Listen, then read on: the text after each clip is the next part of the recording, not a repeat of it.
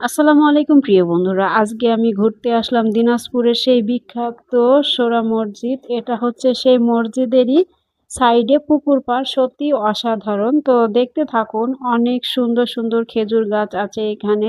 চতুর সাইডে সবসময় লোকজন যাওয়া আসা করে। কারণ এই জায়গাটা সত্যিই অসাধারণ।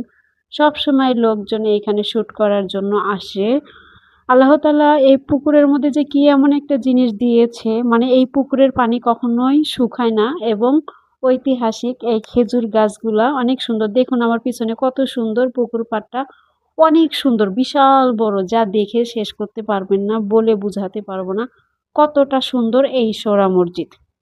তো যারা এই জায়গায় ঘুরতে যেতে চান অবশ্যই যেতে পারেন। তো দেখুন এই পাহাড়গুলো এবং সত্যি অসাধারণ একটি ব্লগ তৈরি করার জন্য সত্যি অসাধারণ একটি জায়গা। তো যারা এরকম জায়গায় যেতে চান অবশ্যই দিনাজপুর সোহরা মসজিদ ঘুরতে আসবেন। এই দেখুন সেই মসজিদ কত সুন্দর। আমার পিছনে দেখতেই পারছেন, মাশাআল্লাহ অনেক সুন্দর। এটা আল্লাহ তাআলার কুদরতে এক রাতের মধ্যে সৃষ্টি হয়েছে। অনেক সুন্দর, তাই না?